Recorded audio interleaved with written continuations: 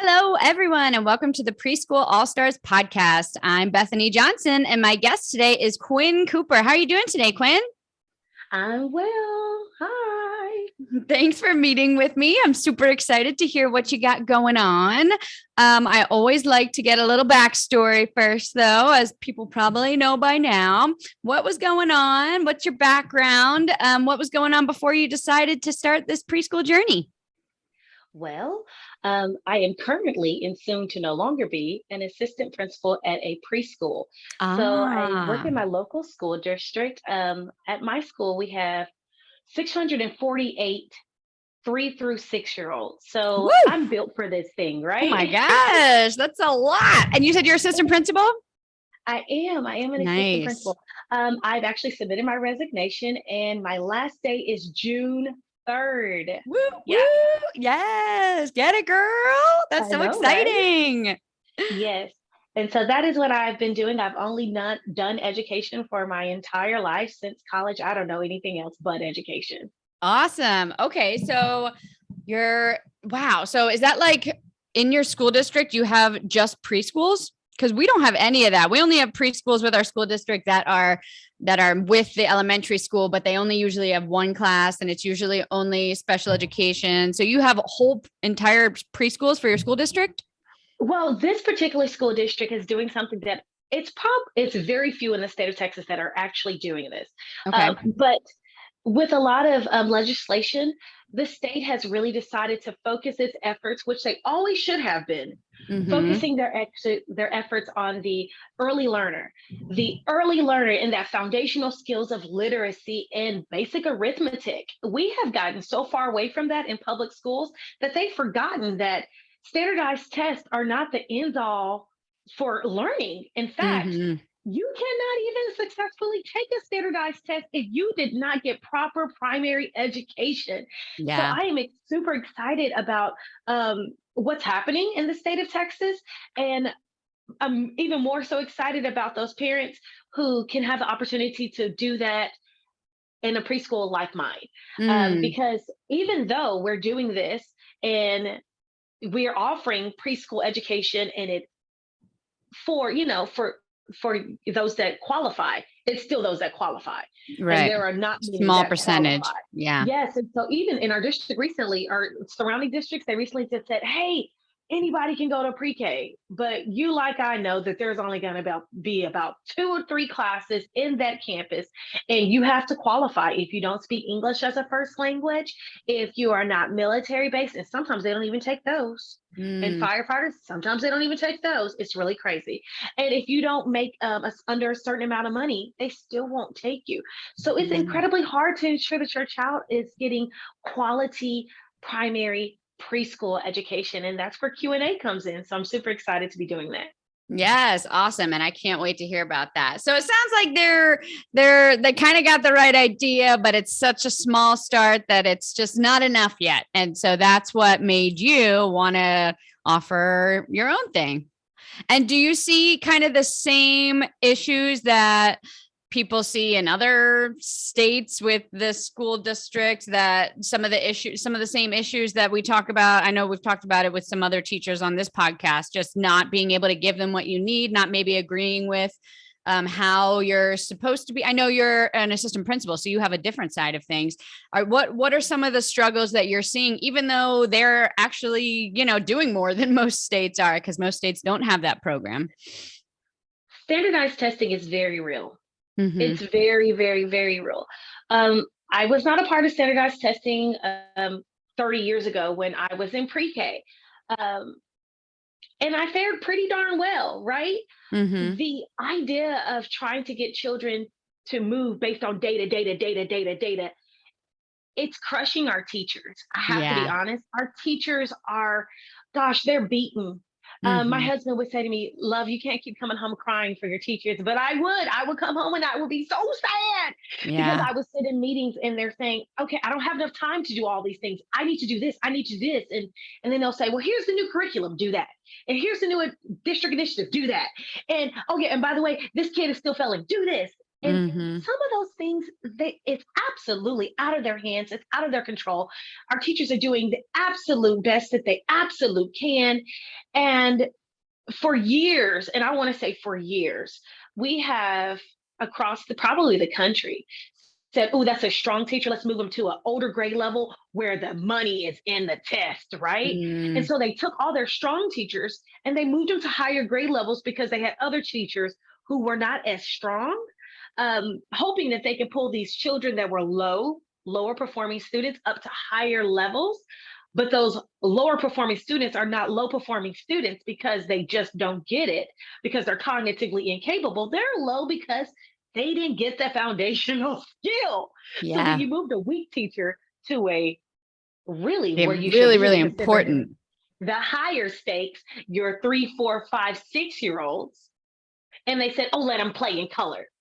And yes, preschool should be fun. It should absolutely involve play based learning, but you still need to know how to read. Mm, And those that are not capable of reading by third grade are on that trajectory towards doom. dropping out. And yes, ma'am, dropping out, being a part of our prison system. There's so much research behind what we choose to ignore every Mm, day in public schools regarding educating of small children. And we wonder why we're in the predicament in which we are. And that is the reason why. So like I said, I'm so incredibly excited to be able to offer it to parents who can't. Because one of the other things that you obviously see are parents, they say, oh, you're a middle class family, you can do it. mm, Just because I'm a middle class family does not mean that I know how to teach my kid. I do. right. I don't Right. have that in my back pocket on top of ensuring that the bills are paid, the other children get to where they need to go. I get to work. I come home, I cook, I clean, I do all these things. You know what? Your kid can go to daycare, Yeah. right? Well, then if they go to daycare, they basically come out. This is terrible, but I liken childcare in most daycare centers to fight clubs. Oh my gosh. I have seen some literal like news articles about like toddler fight clubs in daycares. Oh my goodness. And I don't mean it in the negative, like punch it out way, but your Yeah. kid comes out with more traits and characteristics of things that you have to undo Mm, than they did coming out with a quality sound education. So yeah. then you have a choice between staying at home with your baby, quitting work, Mm-hmm. and or sending your child to childcare and them just coming out learning how to swing, and hopefully they learn something related Mm-hmm. to literacy. Or you pay an arm and a leg, you give up a kidney, you find something on the black market and you sell your house Yeah. in order for your tiny person to get a quality education, because that is what it's going to cost you: an arm and a leg, a kidney, and some illegal stuff on the black market. It's true. All of that is so true. And it's nice to hear an administrator really understanding what teachers are going through. I know a lot of them do. And I've had some good administrators and some not so great ones who didn't understand. But when you just have one that's like, I know how hard this is, I know how hard you're working, it just makes such a difference. Because like, I know you guys are administrators are, going through the same stuff that teachers are in a different way. They have people talking, they have to do what they're told too. And it's hard to remember that when you're a teacher and you have them telling you these things, so it's nice to know that we have administrators who understand, because it's hard on both sides and it's hard to see the different points when sometimes I feel like administrators are put against the teachers and teachers are put against the admin, and it's not, that's not the way it's supposed to be. So, okay, now that we've talked about how it's not supposed to be, tell me about what you're about to start, what you got going on, so we can know how it is supposed to be. Well, so Q&A is a literacy-based preschool. Okay. And one of the cool things about Q&A is that I'm actually going to be offering services all the way up. We have a lot of homeschool families in our area. And again, just because I want to do this homeschool thing does not mean that I am capable of doing this homeschool thing. Mm, And so I found an additional niche in that area, having been in education for so long and only knowing education, mm-hmm. and really doing the work, the research behind education. I feel confident in being able to provide literacy lessons and math all the way up to the third grade. So Mm, Q&A is truly a true preschool. We are servicing the primary education, and that's up to third grade. So that's Wow. EC, early childhood, up to third grade in the state of Texas. And that's exactly what we do. We're going to continue to follow Joy's model of the half day preschool, which I absolutely love. Um, I tell this story before to other people who have asked. Before I found Joy, I was already in the market of creating a child care facility. Whew, I am so glad I found the preschool system. Hallelujah. Yes, yes. Because um, I was leaving education because I still work 70 hours a week. I used to be a high school principal, AP, and then I came down to elementary. And honey, I was still working the same hours. I Hmm. just happened to be at home working those same hours. And had I gone into the childcare route, I still would have been pulling 12-hour days. Yeah. Hands down. Not Mhm. to mention, I would have the state in my ear, and I would have had to do a crud ton of things for minimum standards in the state of Texas to ensure that I am, you know, I guess making childcare better, but in fact, it does nothing for childcare because we all know that there are still crummy childcares with minimum Mhm. standards and state people talking in your ear. Yeah. What I really wanted and what the preschool system helped me find was how to provide quality preschool. Because what I wanted to do was give preschool back Mm. to middle class families who wanted to ensure their babies were learning, Yeah. who wanted to give their all to their kids, but they can't because they have to work. Mhm. And so I've even started to get really creative, looking into the fall, looking for childcare facilities around me who are willing to partner with me to do pickup. Because Mm. there are going to be parents that are going to want to have their babies in a place where they're going to learn. Yep. And they're Absolutely. already paying. And then again, they're already paying, up to we're $800 in the state of Texas for childcare. Mm. But what if you now had a half day service that's actually less than your childcare bill? And all Mhm. you have to do is pay them half day and get the transportation from your childcare facility, which they already provide, to pick up your toddler or your preschooler and take them back where they can, color, because that's Mhm. probably what they're doing anyway. That's a But really they would great have, idea to talk about because that just opens your market so much because now you're not just with stay-at-home moms who or work from home moms who have the more flexibility. You can also right. now offer it to everyone, which is huge. I feel like a lot of women who are considering the half day, they're like, I don't know if there's a market. I no one needs half day. They all need full day. So this solves that problem right there. Just get the daycares to pick them up from you. It is, that is true. And so I think that, like I said, being in this system, being in this preschool system, being a preschool all star has meant so much to me. It's really brightened my horizon. It's allowed me to look beyond the surface level of Mm. the framework of the half day preschool. Preschool is what it should be. It shouldn't be changed. You shouldn't change it. I've heard families say, I'm thinking about doing this time to this time to this time to this time. And I keep reminding them, yeah, but that's not your market. Those aren't your people that you were looking for. Yeah. But there are ways. There are always ways. And if you can draw those parents in, you can convince those parents because they want something greater for their students. I had Mhm. recently a teacher not too long ago say, okay, I signed up my baby. And then she goes, I talked to my husband, and honestly, there is no way. And I said, well, what are you doing right now? And she said, well, she goes to childcare at such and such in Burleson. And I said, okay. Do they provide after school care? She said, they do. And I said, well, when they provide after school care, do they provide transportation? She said, they do. And I said, well, there's your entrance. There Mhm. is your exit to not having to keep your baby in a place where you know that your baby is not growing. Mm. Yeah. Bring them to somewhere where they can absolutely grow. And my staff and I will ensure that they make it safely onto that transportation. We will remind you when they're out of here, and you can have them check in at their childcare facility when they arrive.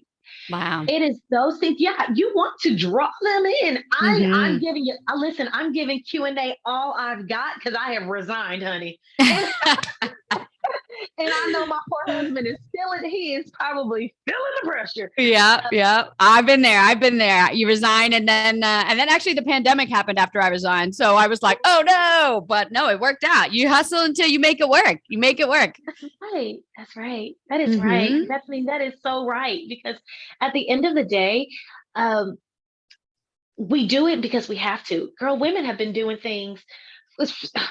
I, let me not go there, but let me just tell you, women, we do some stuff that we got to do, and we can be tired, beat down, raggedy, and still walk in like zombies. And our children are dressed to the nines. Oh Their hair is yeah. done. They look prim and proper, and they're walking in a straight Hmm. line, and we're back there looking like zombies. You know? That's my life. That's my life. My son is always dressed fancy pants. I put him in a bow tie and suspenders, and I haven't gotten out of leggings in like 2 years. I'm like, as long as he looks good, no one's looking at me. It's fine. It's fine. I know that's right. Thank God for leggings with pockets, honey. 'Cause that's what we're doing Yes, now. leggings with pockets are On, my life calling now. others. Yes. Okay. So tell me about your building.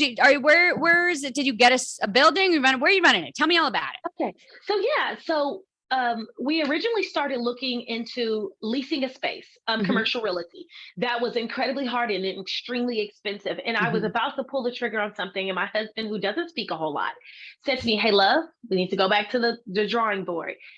You're thinking about spending 7K per month on Ooh, a building. ooh, that's a Love lot. bug, I just don't think that's a good idea." Yeah. And I was so sad, but my husband often does not complain. That man hardly ever says anything. He is my yin to yang, honey. I'm the yin and he's the yang, or whichever Yeah. one. 'Cause I'm the loud one, That's he's the how I quiet am with my husband too. one. Oh, And so that's great. So he you said, knew. You're yeah, like, okay, that I got to I'm not listen going to to be the you. page. Yeah. We went to the drawing board and we started looking around at churches. And I'm a part of another small business organization. And as I brought it up to my business mentor, he said to me, "Well, the idea of you looking into a church is not impossible." He said, "In fact, churches lease their spaces all the time, Hmm. usually not for an entity for a long-term lease, but they can. It's called unrelated business." And I said, Mm. "Oh, okay." And he goes, "Well, so there's a couple of different things that you could possibly do." So I started looking around, and I, looked at churches in the areas that I wanted to be. I'd done the apples to apples by Joyce system. If you guys don't know what apples to apples is, go look it up. Do not shortchange yourself by not doing the apples to apples. So I went through and I started doing that process, and I knew where I wanted to be. I knew how far I wanted to be from home. I knew where I needed to be to get the older one to school. I knew that we wanted to keep the baby in childcare. I knew where I needed to be. So Hmm. I landed on this place, and I contacted the pastor via Facebook. I created Okay. a flyer. I reached out to 5 pastors, and I did it in one day. I had response from all 5 of the pastors within 3 days. Wow. Yes, Wow. ma'am. So That you was had in some options January. then. That just opened up your Yeah, options. Yep. yes, ma'am. And they were in different areas, the areas that I wanted to be. So this particular place had everything I needed. When I prayed, I told God what I needed. He gave me exactly what I asked for. I said, "I need a place that already had classrooms built in because I don't have time to be putting up walls." Okay. Yeah. Yeah. I need a place that has an outdoor space because outside time is so incredibly important. We need to get them Hmm. outside. They need to run. And I needed a place that had a multi purpose area. Okay. And I got everything in this one building. Yes. So I was able to lease the space in this church. I'm obviously in this space. I'm not going anywhere. I don't have to pack up and take anything down. I'm actually sitting in one of my preschool 3 rooms, one of them because we have two. Yay.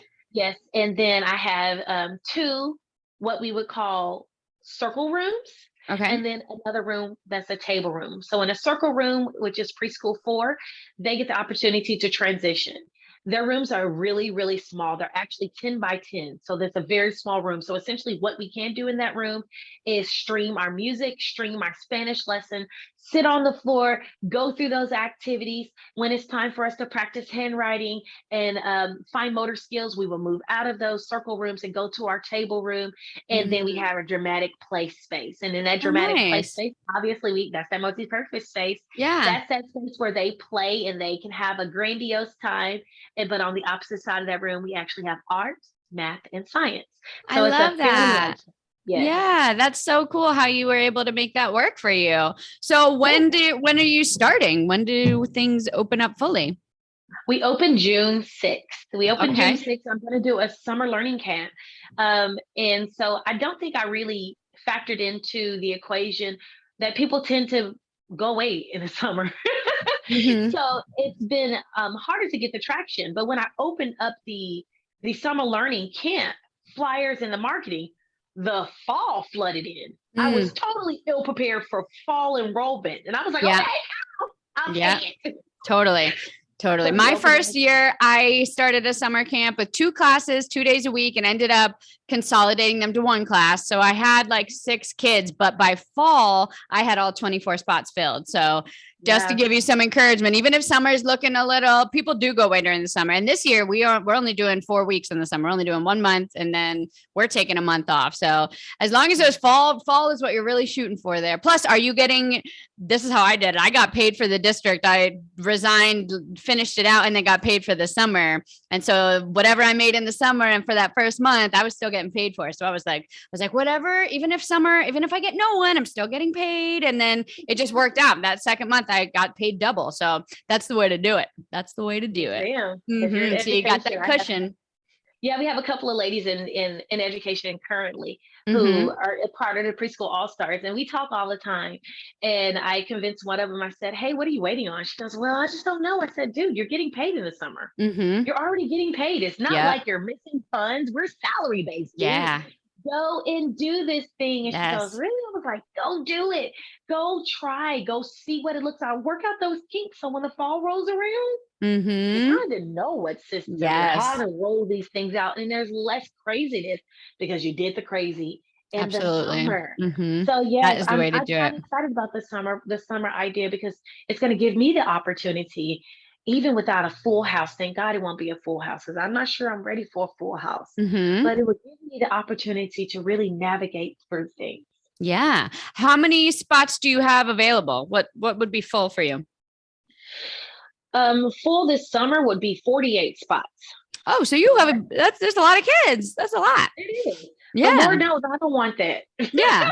But so in the fall, it would, so you full would be 48. Like in the fall, you're hoping to be, that would be what you're shooting for. That's what, are you licensed?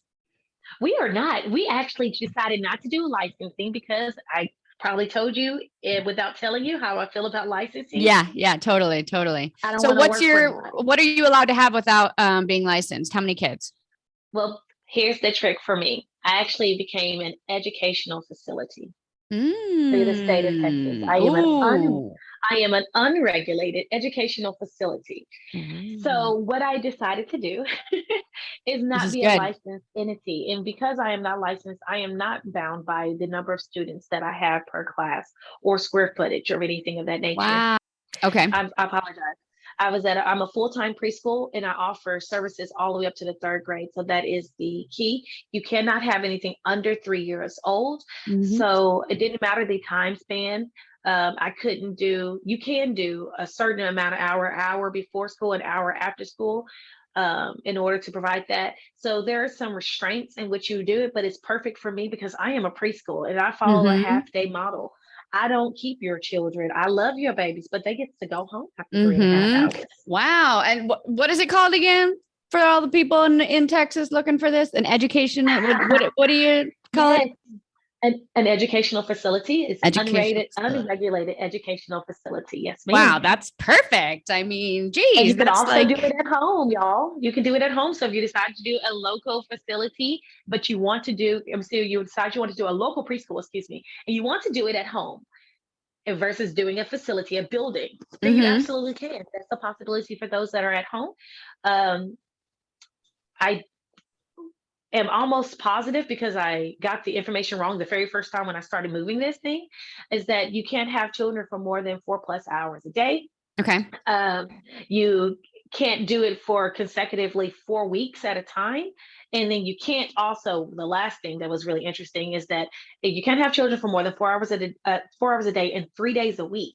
But here's the Mm. thing. You have to qualify for all three of them. I remember when I called the first time, because remember, I kept hitting. I mean, Bethany, when I tell you I hit door after door after door, I mean, I could have had, you remember those cartoons where you have those sweltering lumps on your head? I could have had all of those metaphorically across my face because I Mhm. kept running into issue, running into issue, running into issue after issue.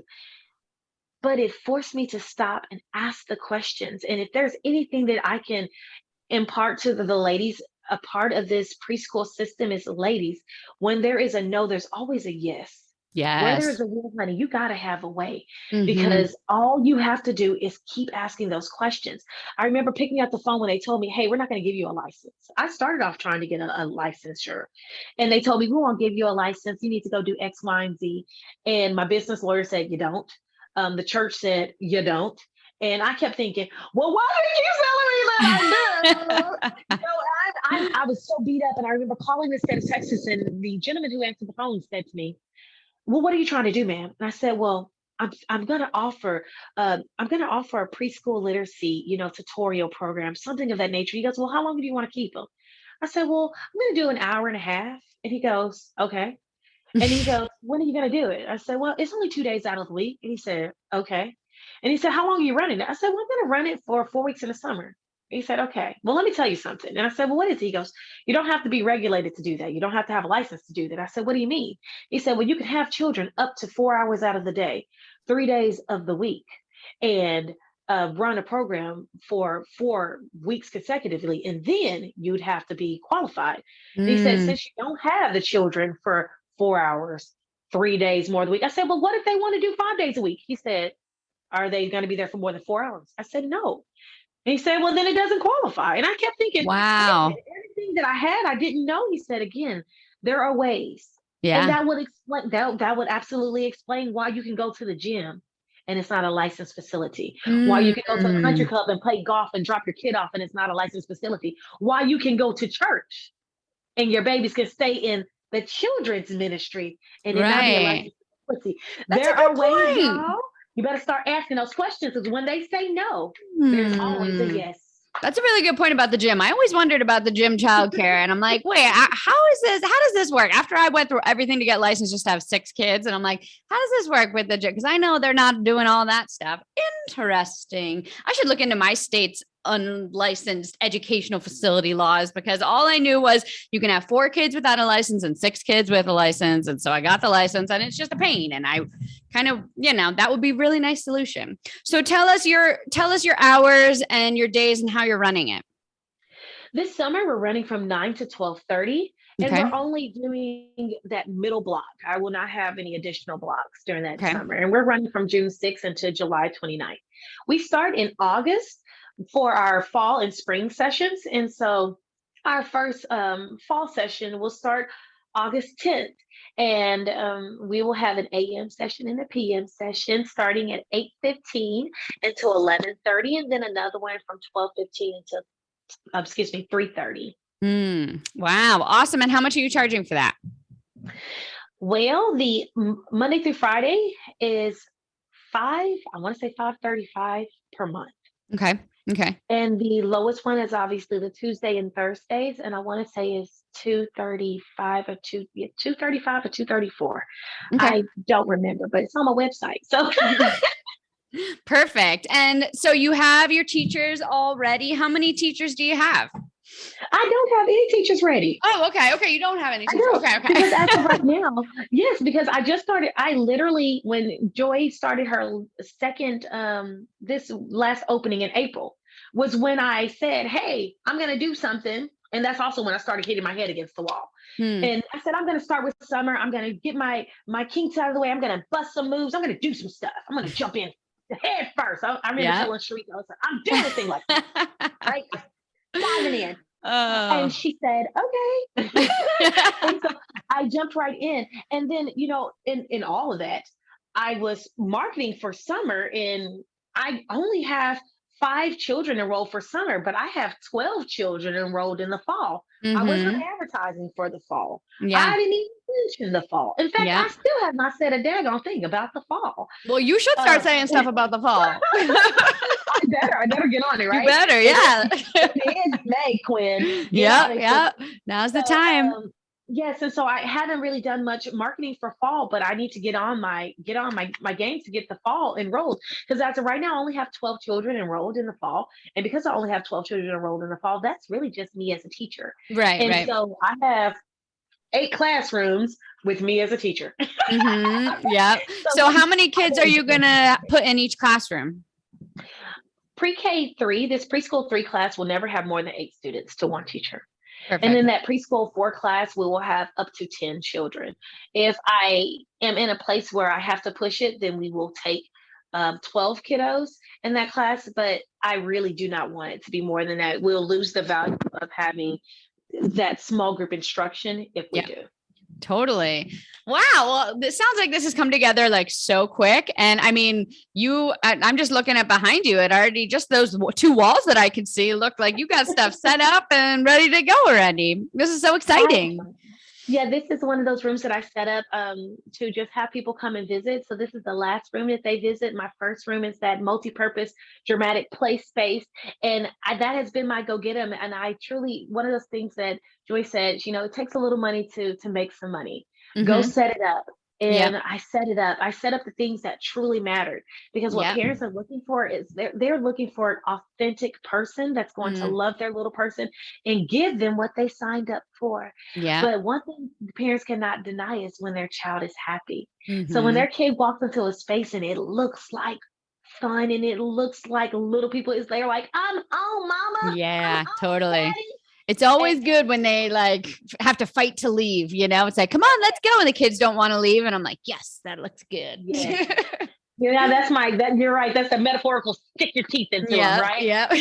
So that's what we're doing. So yes, so it is coming together. And then when you think about it, I found joy in October on my way to creating a childcare facility, to January finding this place, to June having children enrolled, 17 babies enrolled in Q&A. I am incredibly blessed to have found this program. I'm incredibly blessed for being on Facebook one night, being exhausted, crying, and tired, and Yeah. having found the preschool system book. It travels with me in my backpack. I'm always when people ask me questions, I'm like, "Oh, girl, yeah, you just try this preschool system, honey." You're like, Yeah. "What?" I'm like, "The preschool system." And when they see it, and when they'll find me on Facebook and say, "Oh my God, I thought that was like a ploy. I thought it was like fake." Mm-hmm. She's a real person, y'all. Oh man. Well, how are you feeling about getting back in the classroom and teaching again instead of being I mean, I guess you'll be doing both. You'll be doing the administrative and the teacher role. How you feeling about that? Somewhat nervous, but not really. I've never stopped teaching. Yeah. I've never Yeah. stopped teaching. My teachers can walk out of the door right now.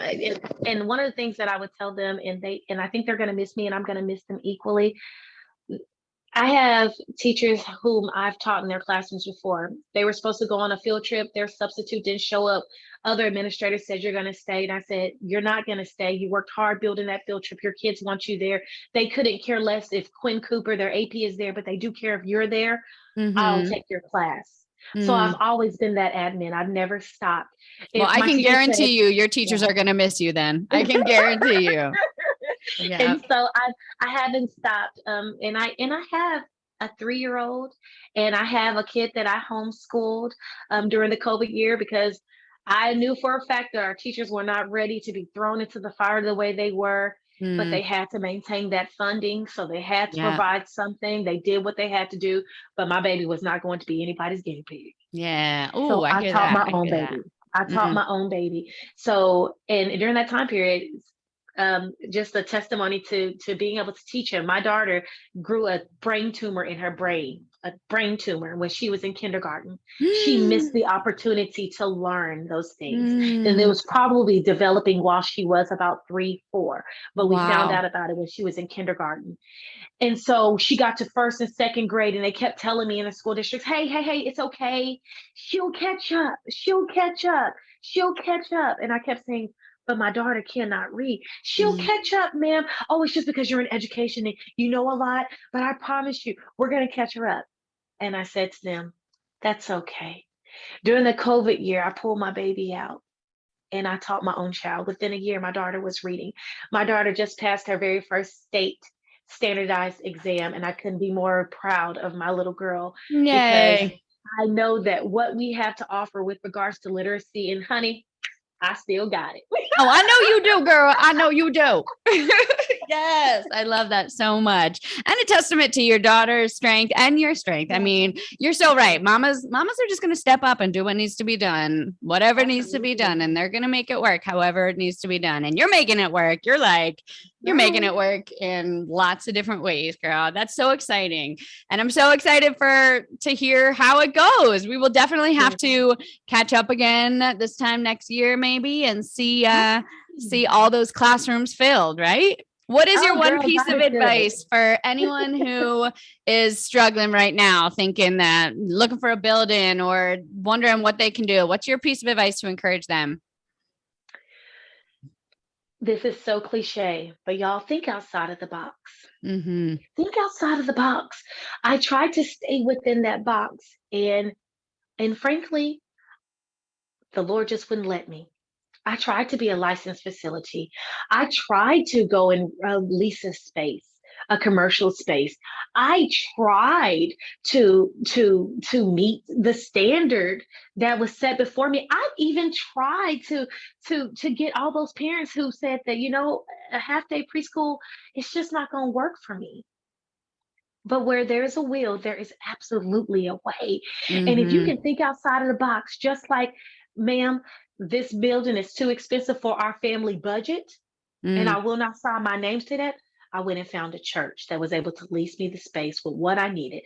When they said we will not give you a license, I figured out a way not to even need their daggone license. Good day. Yeah, yes, you did. Yes, and when it came down to needing the space to do what I needed to do and to have what I needed to have, it all worked out when I thought outside of the box. When they said to me, this type of program is great and I wish my baby could go here, I found them a way so that they can bring their baby here. Yeah. Ladies, think outside of that box. Where there's a will, there's a way, and you do not have to stay within the parameters set for you. You stay within the parameters you set for yourself. And I just believe in writing it out. If you can write it, you can read it, honey, and you better run. Yes. Adaptability, creativity. Yes, absolutely. Just thinking outside the box. That's exactly it. That's exactly it. Geez, you're just like, just talking to you makes me so happy and excited. Thank you so much for telling your story. And I know there's going to be lots of ladies who are encouraged by this and start thinking outside the box. What else can they do? When they hear a no, turn it into a yes. That's right. Awesome. Well, I wish you all the best of luck, Quinn. I can't wait to hear where you're at and continue following your journey. Thank you. I'm so excited about this journey, and I'm so glad to be doing it with my all-stars, my sisters, because they make it all the worthwhile, y'all. When you need somebody to talk to, you can get on the line. You can open a Zoom room. You can actually reach out to Joy, and girl, she will reach you back. I know it. I've done it. Yes. Awesome. Well, I can't wait to hear what comes next for you. And I thank you so much for telling your story. You have a great day and good luck with your summer program. Thank you, girl. Yes. Bye. Bye.